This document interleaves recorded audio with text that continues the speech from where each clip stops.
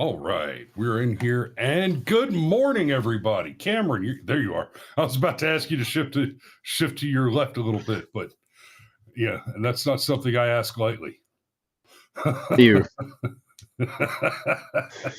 So good morning. I see Fish and Golf's got first blood, and Megan's with us. Good morning, Megan, and good morning, boys. Hope y'all had a good time over the weekend. We had the Will Bankses out and had our boys running around in the yard shooting Nerf guns at each other all weekend. Good times. Okay. So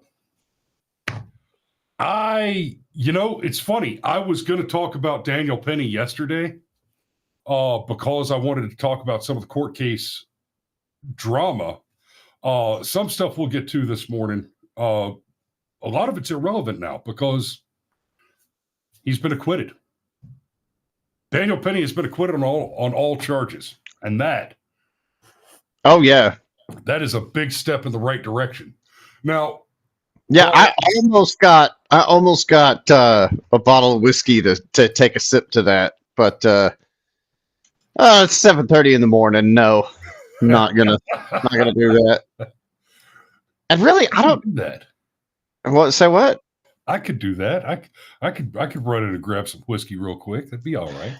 Well, I mean, anyhow.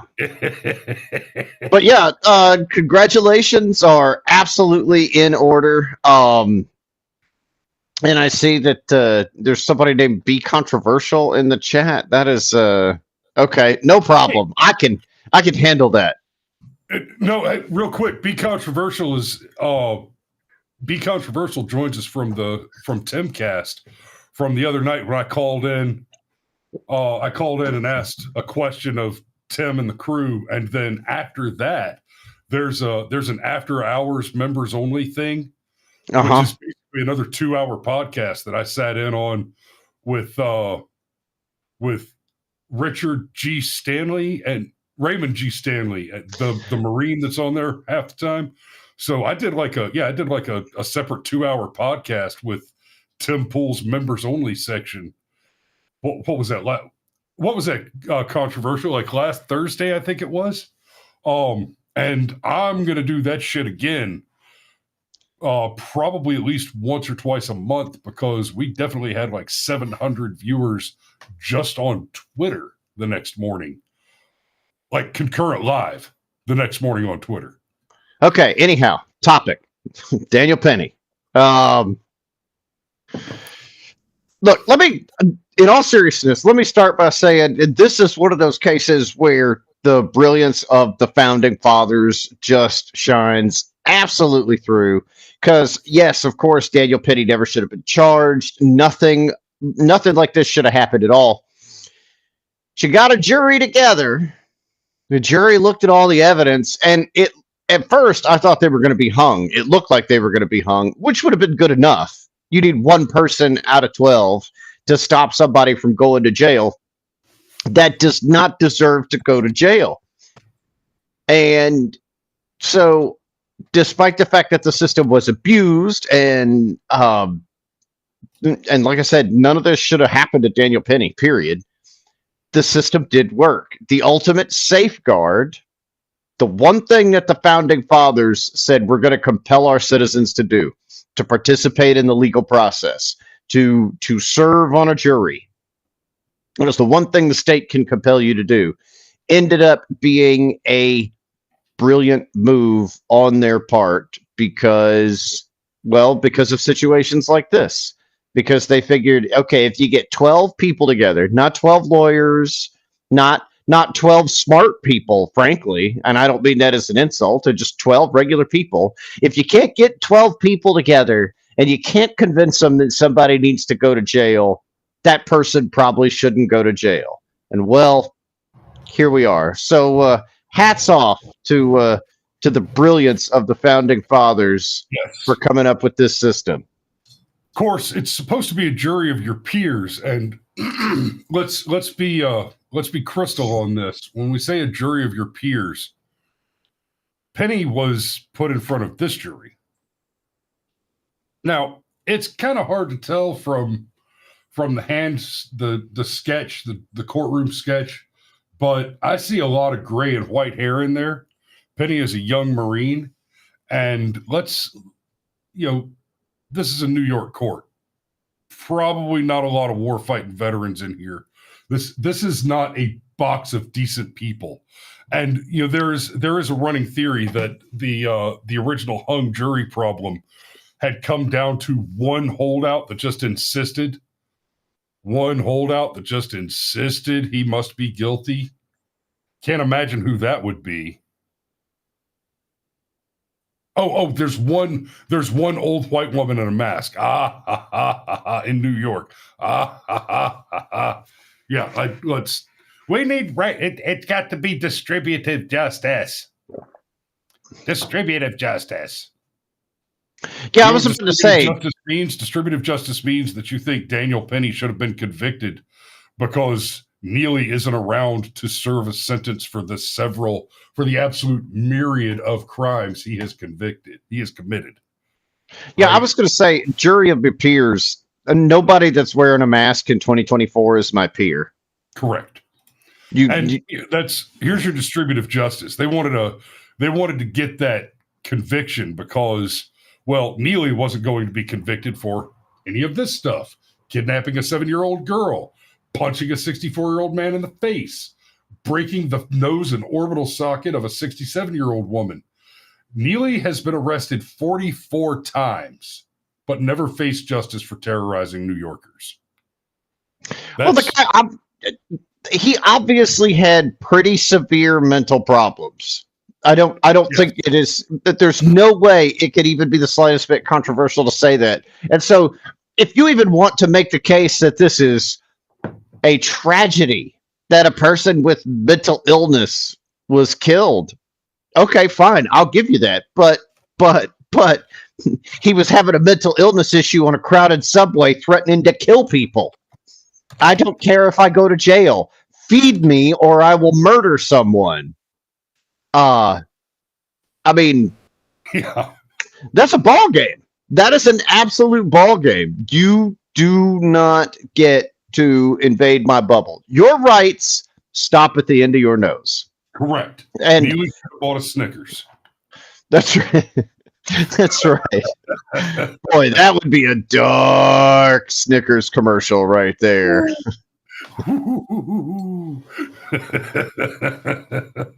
I'd shoot it.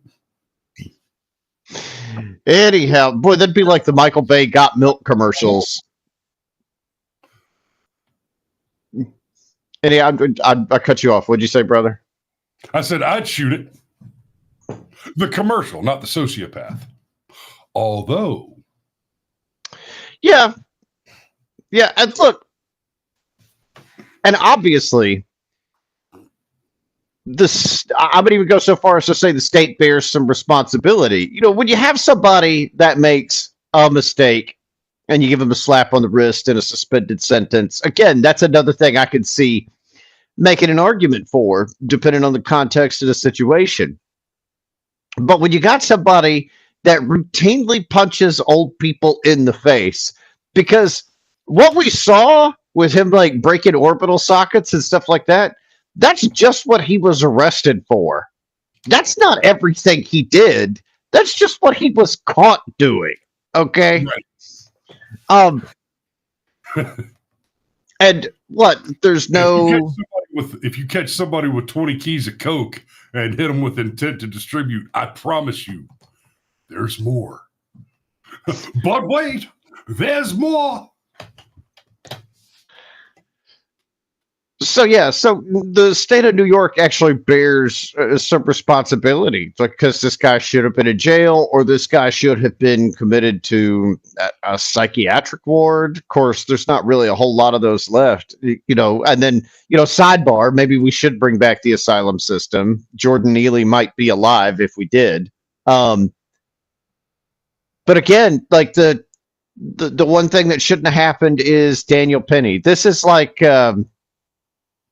this is like when you've screwed up, and so you double down on whatever the original lie was in order to protect yourself, because you just can't stand the fact that you're going to get caught for whatever you've done in the first place that's wrong, And so now you're willing to throw anything and everybody under the bus, including a heroic Marine who, and as you talked about with Mario a few days ago, like Daniel Penny could have killed Jordan Neely. He could have did that. 100%. He chose not to. He chose to restrain him. Like that, and that is exactly what he did. So anyhow, I'm celebrating. Patrick, say what? Comments, Neely should have been receiving treatment, inpatient. Then these problems likely wouldn't have happened. It has not worked out great since we got rid of the asylums. Neely could have had a long stay in, for example, the Georgia State idiots. What was it? The idiots, schizophrenics, and insane asylum. And that probably not epileptics. The idiots and epileptics asylum.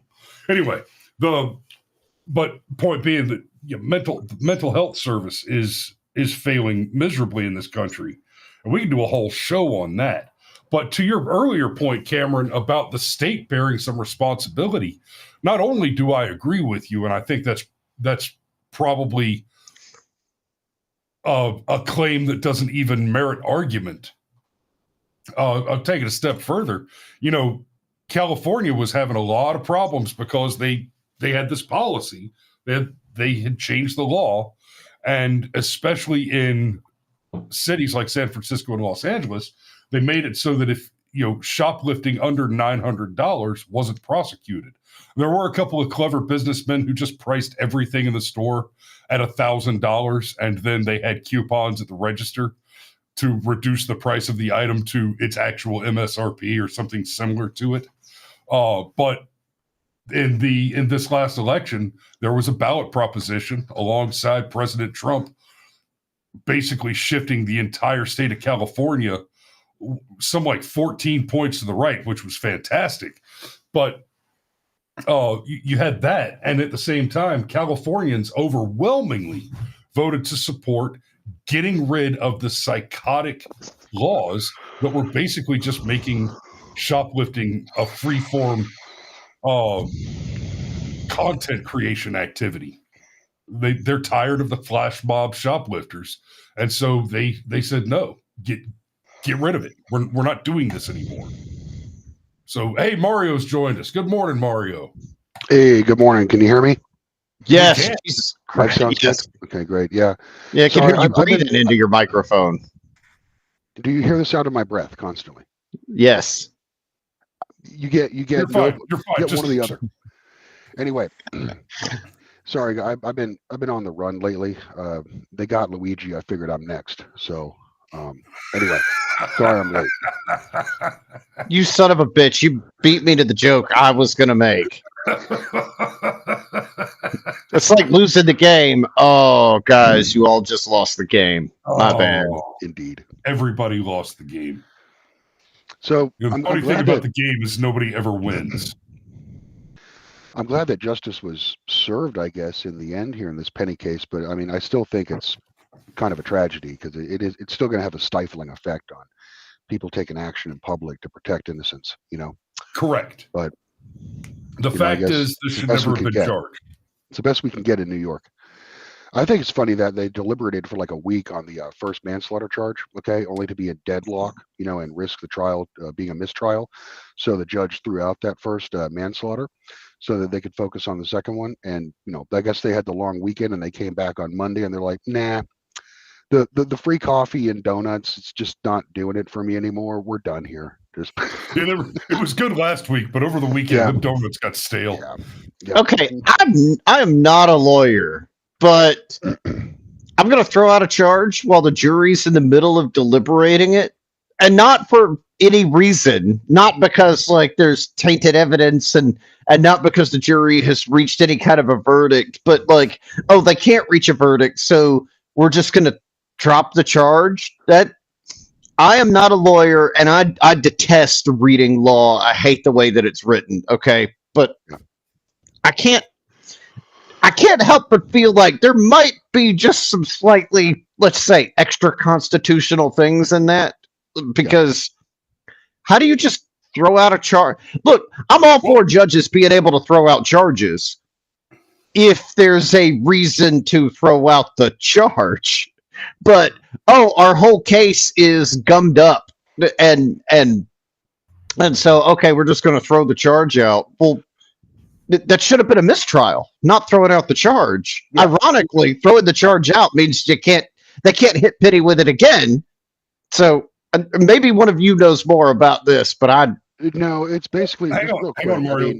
One thing that I want you all to keep in mind before we get any further down this particular rabbit hole is when the judge issued the new instructions, decided to dismiss the charge, the top charge, instead of going with a mistrial, which is what should have happened with a hung jury.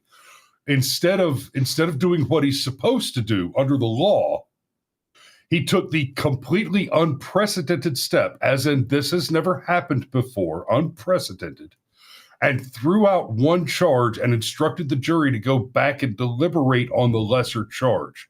That is not supposed to happen. And when he did that, he even said in front of the jury, and it is recorded in the court record, I'm going to take a chance with you guys. I'm going to take a chance on this and ask you to go and consider this lesser charge.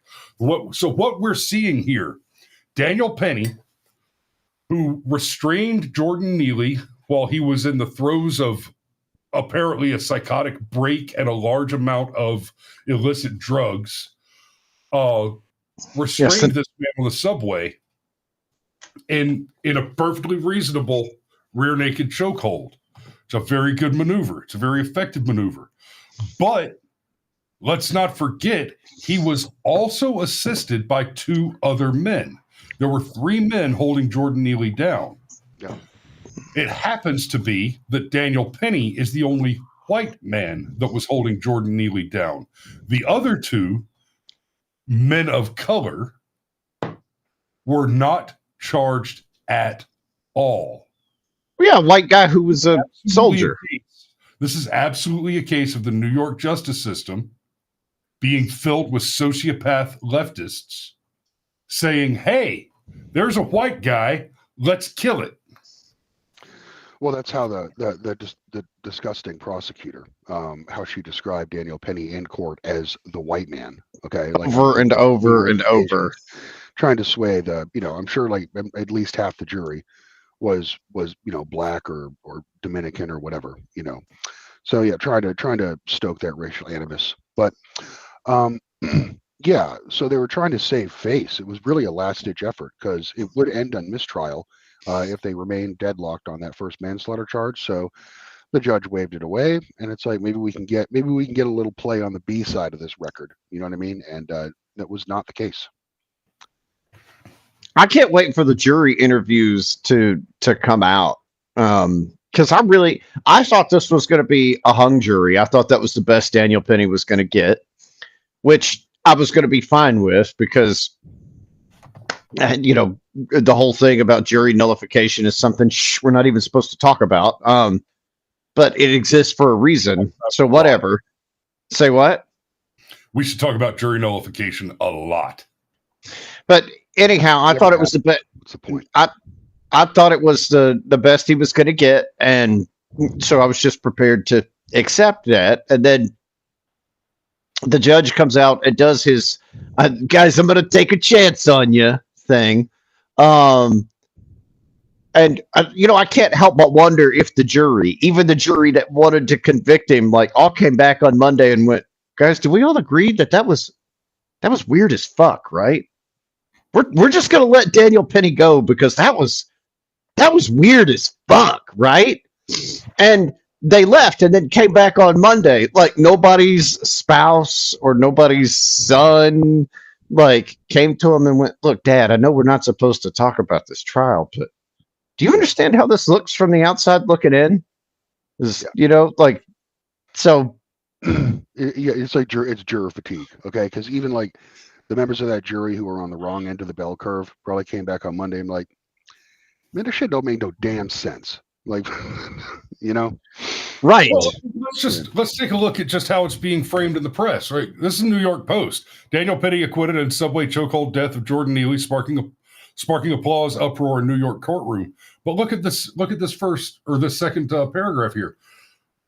Jurors cleared Penny, a 26-year-old Long Islander, of criminally negligent homicide after the fatal caught-on-camera encounter on an uptown train. See, this is lie. This is a lie. The encounter was not fatal. Jordan Neely did not die until after Penny was in custody, and Jordan Neely was in police custody, where they denied him first aid because the first responders were afraid that because he was a nasty, drug-addled homeless man, that they might catch HIV if they touched him.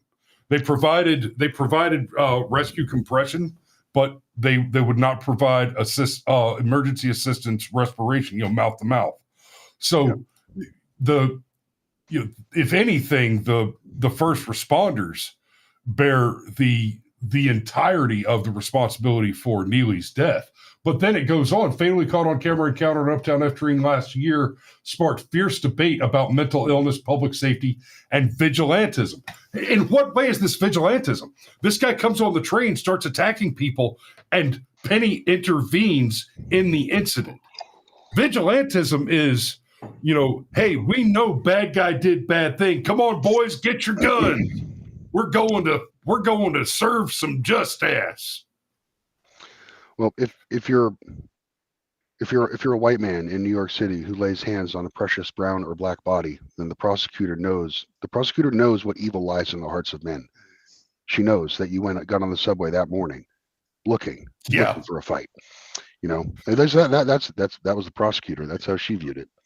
I don't know that I agree that I blame the EMTs, because there is a push-pull in any service like that where your own safety has to be concerned. It's the mask on an airplane thing. You put your own mask on first, and then you help your neighbor put his mask on, because if you pass out, you're part of the problem, not part of the solution. So did you watch the video of the aftermath where it shows like a dozen cops on the train, like just kind of standing around a list? Yeah, it's not the EMTs, Cameron. It's the police officers. No. Listen.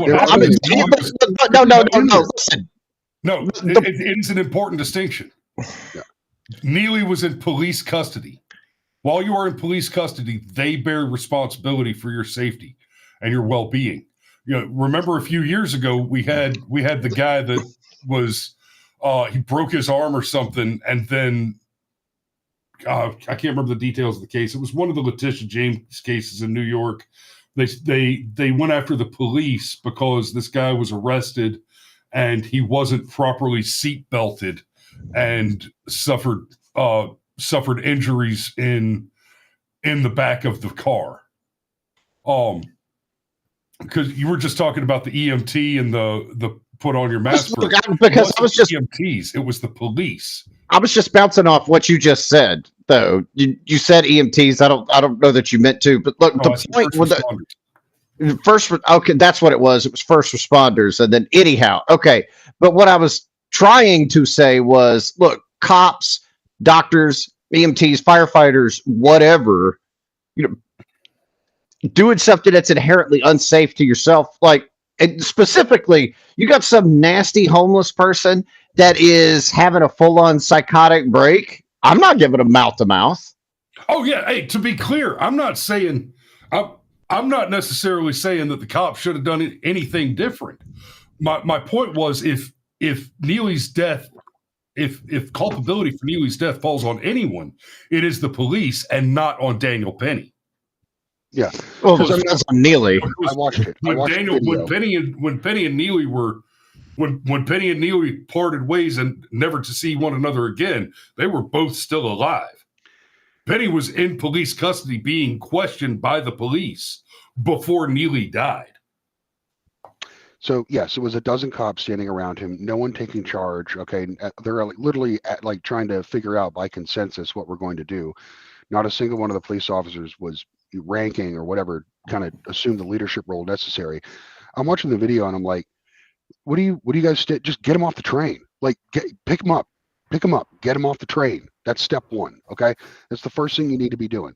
And like, I understand why they wouldn't give him CPR because by all the accounts I read, okay, like Neely was smelling like straight booty sweat. Okay, like he was nasty. In fact, I'm sure Penny probably burned his clothes after. But you telling me not one of those all those cops in that video, not one of them had one of those Red Cross CPR resuscitation masks? You know what I mean, where you put it over them, Right. and then you can give them With the CPR, squeezy ball, like without you're any trying to clean contact. out a toddler's nose. It's like the little lifeguard. Every lifeguard has one, right? You telling me a dozen Yeah. cops, not a single one of them? That come on. Well, I happen to know this from my dad being a cop. The problem is suddenly once a guy is in trouble, suddenly every health ailment he's ever had comes flying out, and every problem he's ever had comes flying out. And the worst thing that's ever happened in his life comes flying out. The reason why the I can't breathe thing, for example, cops roll their eyes at it, is they hear it every day. Every day, at least one person says, "I can't breathe, man. I can't breathe." Man, you can talk, you can breathe. That's why you hear that response from police officers. So it's entirely possible that what happened here is they were having a cynical response. They were like, "Oh, crazy guy's having an episode on the train. Oh no, whatever will we do?" So there is a possibility that it's just that simple, that this was a terrible situation. You put everything together, and anyhow, that's what I think. I don't necessarily think that there's any culpability for the police officers, is what I'm driving at. It's just, I don't know that I would have acted any different. Okay, this guy's freaking out on the F train. I'm just gonna slide over here. Myself and another officer would have grabbed each of his arms and just dragged his ass off the train. That would have been step one. Correct. That's what I would have done. Aaron Olson asked, "Did Neely die from a drug overdose?" Not directly. He died. He did suffer. His health was in question from like a lifetime of drug abuse. Okay. Why Neely died was because in his schizophrenic state, okay, he exerted himself to death. He was incapable of reason. Okay. He literally strained and taxed his body, particularly his heart, to the point of death, because at that point he's so stupid that he can't stop. Okay. I'm sure you've encountered people like this. You see them. They're the worst type of people that you can meet in public. All right. People who are so dumb that there is no recourse to whatever their immediate train of thought is, that they cannot stop. Okay. That was his issue. He strained himself literally to death, and a lifetime of drug abuse finally took its toll. So that's my take. Yes, that is also my take, that a lifetime of drug abuse and violence, really, like, you got to routinely punches old people in the face. Like, I mean, live by the sword, die by the sword. Like, yeah, and so to that, Be Controversial mentions excited delirium. Yeah. Probably there's probably an element of that. To be clear, the New York coroner, the state's coroner, said that Neely died of the compression to his neck, that was the cause of death. And then the defense hired a third party coroner to come in and double check that autopsy, and they reported a much more complete autopsy that said no, drugs, heart problems. I don't know that one mentioned excited delirium explicitly, but that is a likely exacerbating instance. But I bring this up to bolster Mario's point about the additional causes of death, and I want to hark back just a little bit to the coroner's in on it too, right? The prosecutor's trash, the judge's trash. These are evil people. They are Democrat operatives who are bent on causing harm where they can, and that includes the coroner, apparently. Correct. Because, like in the Chauvin case. Yes. Yeah, correct.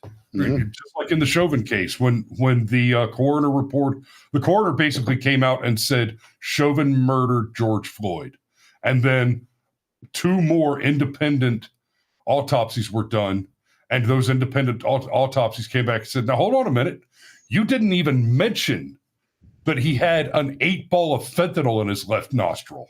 Yeah. You can see him on film. He's actually swallowing those tiny little baggies. You know what I mean? Yeah. Trying to get, yeah, that's what did him.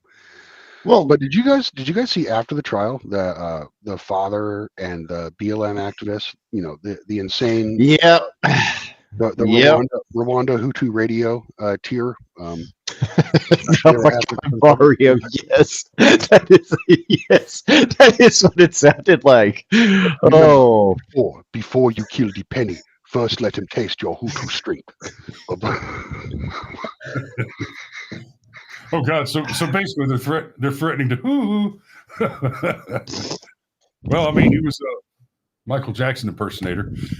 So yeah, Jordan Neely's father is suing Daniel Penny as New York City jury deliberates verdict for subway chokehold. Okay, obviously this article is a couple of days old, but no shit. Jordan Neely's father is suing Daniel Penny over his son's chokehold death on a New York City subway car as the jury. And now has acquitted him. Of course, the acquittal is not going to make the civil suit go away, and that's something that is worth talking about as well. Mr. Neely, this is your fault because you're not a man. You were a man who would have raised your son, and he wouldn't be a homeless sociopath assaulting elderly people on New York City buses. You owe Daniel Penny. You owe him. You owe him a year of wages and a year of recuperated suffering, because the punishment is the process. You can beat the rap, but you can't beat the ride. And that is something that shit cops like the entire New York City Police Department absolutely count on. Like, I know you didn't do anything wrong. I know you didn't do anything wrong.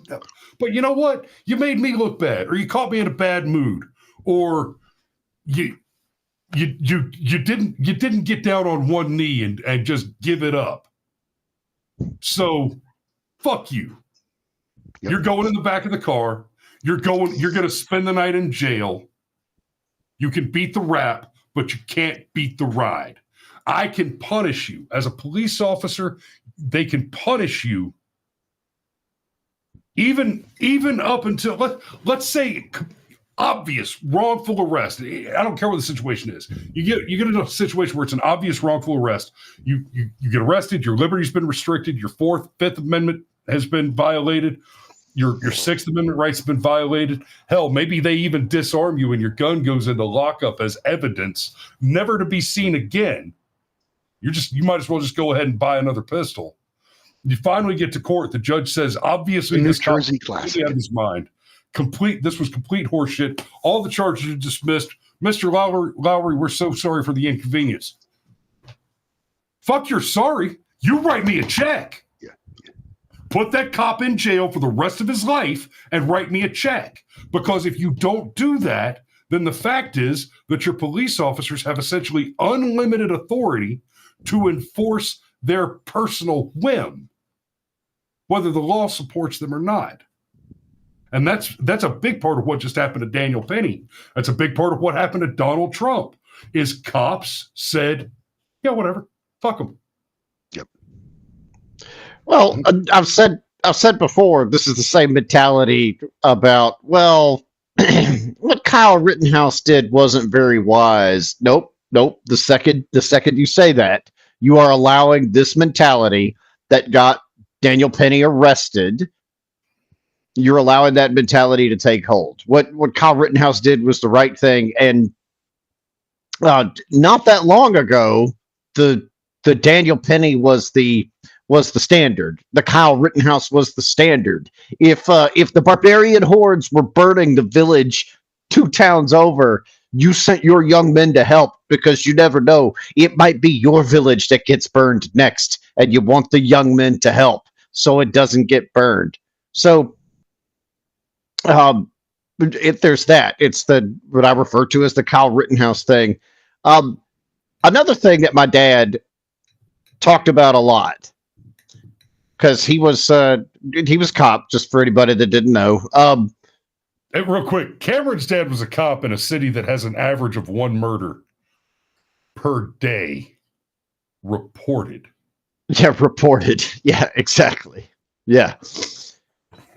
He used to tell the younger officers, you really have to understand that contempt of cop is not contempt of law. Contempt of law is a crime. You can arrest somebody. I'll back you up 100% of the time. Contempt of cop? Oh, you got somebody that wants to run their mouth? Is it stupid for them to run their mouth to a cop? Yep. Does that mean you get to arrest them and ruin their life? Nope. Not at all. And, you used to have more Daniel Pennies in the world, but you also used to have more Daniel Pennies that were in law enforcement as well. It was understood that we've got this whole moral fabric of society that we have to uphold. And now that we penalized people for doing it, that we sympathize with the bad guy, we sympathize with a guy like George Floyd, who committed armed robbery against a pregnant woman. Now the Daniel Pennies of the world they're disappearing. And I can't say that I'm surprised, because is it worth it to help your neighbor out if you're gonna have your life ruined? Like, Daniel Penny is gonna have to move out of New York. He's not going to have a choice. Yeah, he lives in Queens. He can't stay there. That this ruins his life. Yeah. Everything about it. So, I mean, his GoFundMe might be looking right, but I don't want to have a GoFundMe because I did the right thing and now I have to move to another state. I'd rather just be able to do the right thing and have the right thing get recognized as the right thing. Yeah. Aaron Olson says the moral fabric is now racist. I wish I thought you were wrong, but At least Penny didn't cross state lines in the course of slaying a black man. So that would have been so much worse. But yeah, you can't stay in Queens. Like the guy, I mean, a prominent Black Lives Matter leader in New York was calling for vigilantes, black vigilantes, to hit the streets. So yeah, if Penny gets caught and cornered somewhere, he's as good as dead. I mean, Well, he's yeah, of pretty course, because I mean, just look at the left over the last week with the with the murder of the UHC CEO. You get some leftist sociopath goes and murders a CEO, blaming him for, oh, but my healthcare is not good enough. Yeah, but bitch, you voted for the socialized medicine program. That's what happened to your healthcare system. It's your fault. But goes and murders him, and all of a sudden, that guy's a hero. But stop a lunatic from hurting women and kids, and you're Satan. That's funny. The left always has it exactly backwards. I saw a stand-up comedian one time on the boardwalk in Afghanistan, did a bit. Republicans say that they're pro-life, but they're pro-death penalty. How you can't be pro-life and pro-death penalty? And I'm like, oh my God, you're yeah, that's one of those arguments where you have to stop for a moment and be like, I have to you're pro-baby murder and against killing murderers. You're pro-infanticide and anti-justice. And I don't even need justice, y'all. I'd be totally comfortable with prophylactic corporal punishment. That bad guys don't bad guy. Right? But this is just who these people are. Incidentally, the guy who shared that tweet, Rep. Eli Crane, has proposes awarding Daniel Penny the Congressional Gold Medal for his heroic actions on the New York subway. There it is. Rep. Crane proposes awarding Daniel Penny the Congressional Gold Medal. AZ Free News. Congressman Eli Crane introduced a resolution Friday to award the U.S. Marine Corps veteran Daniel Penny with the Congressional Gold Medal for his courageous actions taken in response to the threat to his community. The resolution was introduced 3 days before his acquittal on charges related to the death of 30-year-old Jordan Neely on a New York subway in 2023. And just, real quick, just once again, this happened in 2023. This happened early last year. So that the process is the punishment. Penny is not some multimillionaire. He is a recently ETS veteran of the Marine Corps who has just been saddled with at least thousands of dollars in legal fees over charges that should never have been brought. Yeah, criminal defense attorneys are about as expensive as it gets in the legal system. And you know why criminal defense attorneys are ridiculously expensive? Because they're worth every penny. Yeah. But that doesn't change the fact that they're ridiculously expensive. So the total disruption to his life, the financial loss, like I'm with Chris. Like the state of New York owes him a check. It's like it's a pretty substantial one. Yeah. So like the one time I got into a legal issue, I found the sleaziest, like Better Call Saul, lawyer I could. And I just sat down and I just wrote that check. Just wrote the check. Didn't even think about it. And yeah, it was worth it. Ended up paying a $500 fine on something that could have sent me to jail. So, yep. Anyway, if you could go back to the photo of Penny and Luigi, please, side by side. Yeah, absolutely. It's a me. It's a me, Mario. So, just wanted to comment on the meta here. Okay. So you look, the guy on the left, Luigi Mangione. All right. He, committed a murder in the first degree, and he's viewed as like a heartthrob, like he's a sex symbol, right? Whereas Neely was accused of manslaughter, and he's young, he's a fit guy. Why was he not viewed as a sex symbol? I'll tell you why. He chose the wrong decade to pull his stunt. Okay, if he had done this in the late '90s when Justin Timberlake had popularized that hairstyle, it would have been a completely different story. I don't even think it would have gone to trial. Okay? But instead, he did it in 2024, where Luigi is the more attractive male to the pop culture, because let's face it, Luigi looks like a bitch. Yeah, I mean, in this photo especially, I only know that this is not a woman because I know that this is not a woman. I cannot extrapolate that information from the information available in the image. I also guarantee Marine Corps veteran Penny would never have that many misfires on his pistol. Okay. Yeah, no shit. Never. He knows those three ever important letters. The three little letters. Those three little letters. CLP. Yeah. Right. All right. But anyway, I'm not trying to bleed over into an entirely new topical subject, of course. No, certainly not. Yep. And I think we've hit all the points that I wanted to catch this morning. It was a good day. It was a good day, man. Coming up, white pills, everybody. Coming up, white pills. Do you think the spell of what was the kid's name that Zimmerman blasted? Trayvon Martin. Trayvon Martin. That's kind of what started this racial aggravation. The timeline. You know what I mean? Do you think we have we finally broken the spell?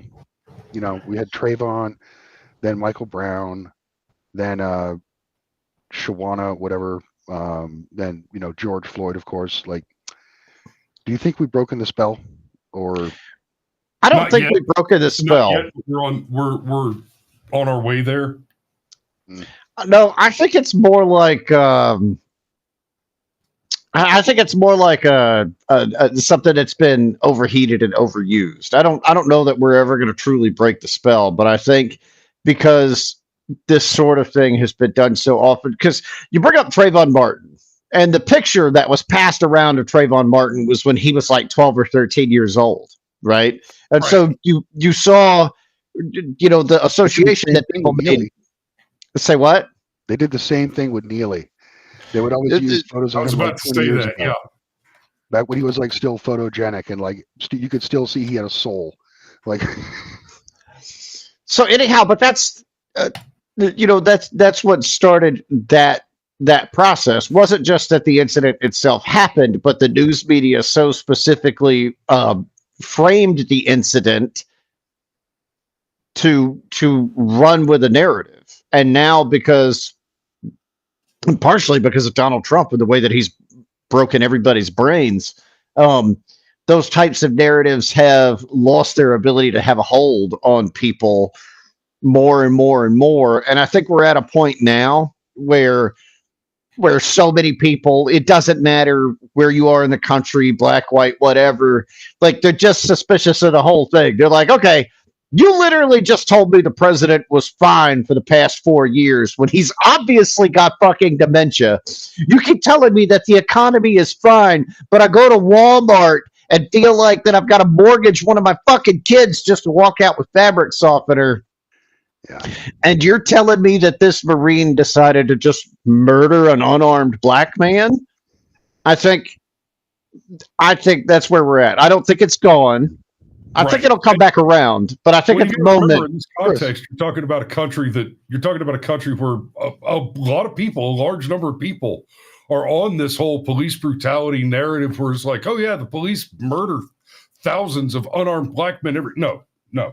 We did a show, we covered this, right? And I don't remember which year it was, but it's so year to year, it's less than 20 unarmed black men.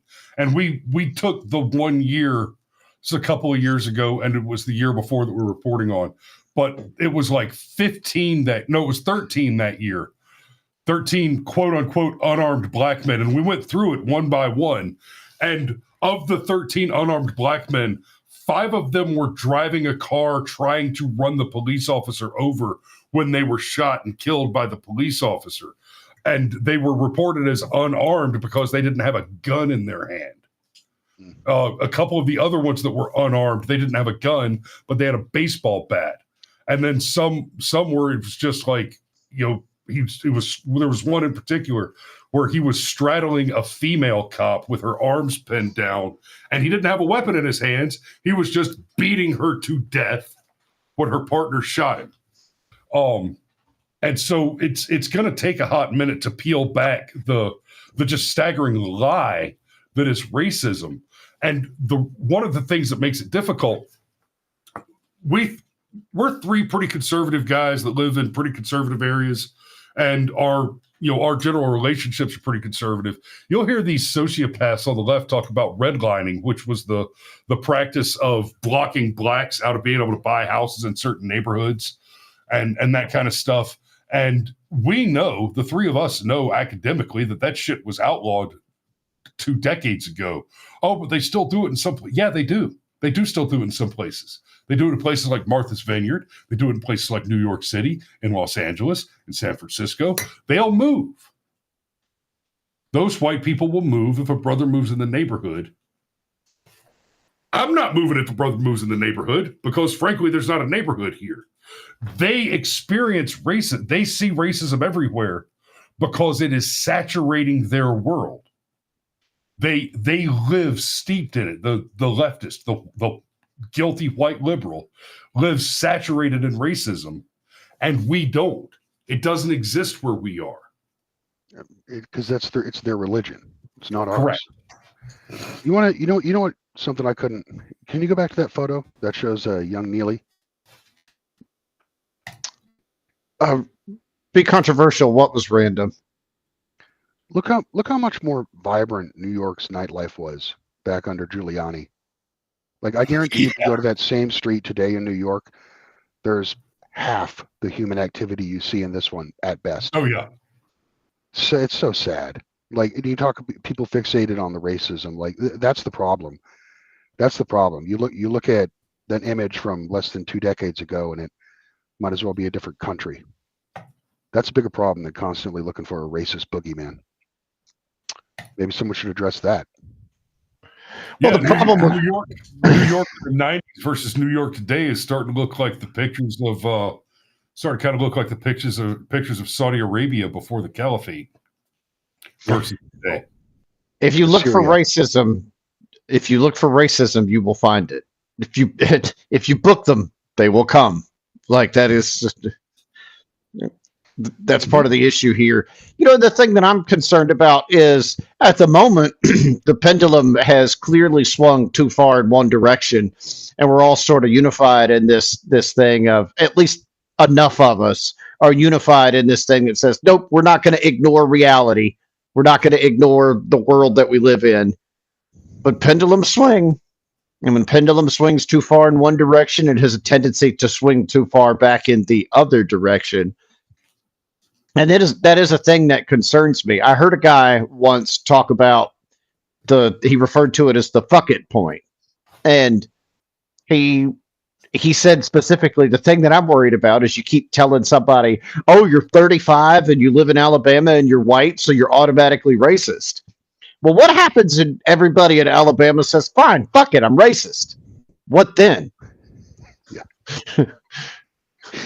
It's like the meme, the comic strip where it's teacher tells the little white children that they are evil, holds up history book that says you are evil. You know what I mean?